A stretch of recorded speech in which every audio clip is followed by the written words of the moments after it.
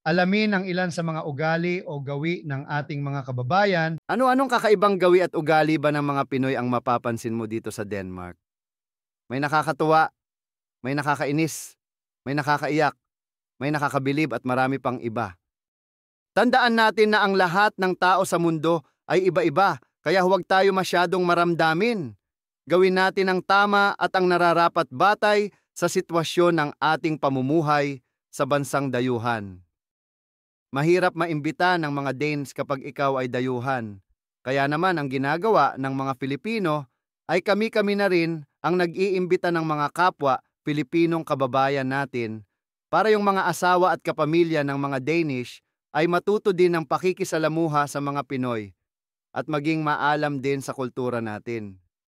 Dahil mahal ang iba't ibang klase ng mga serbisyo dito sa Denmark, ang ginagawa ng mga Filipino ay sila-sila na lamang ang gumagawa o nag-aaral ng mga diskarte para makatipid sa gastos.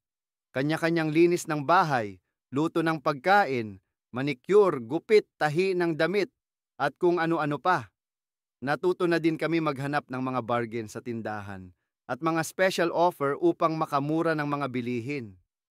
May mga Pinoy dito sa Denmark na marunong namang magsalita ng Filipino, mas gusto pa rin makipag-usap sa Danish kahit dalawa na lang kayong nag-uusap. Siguro nahihirapan mag-Filipino o baka hindi nila gusto isa't isa.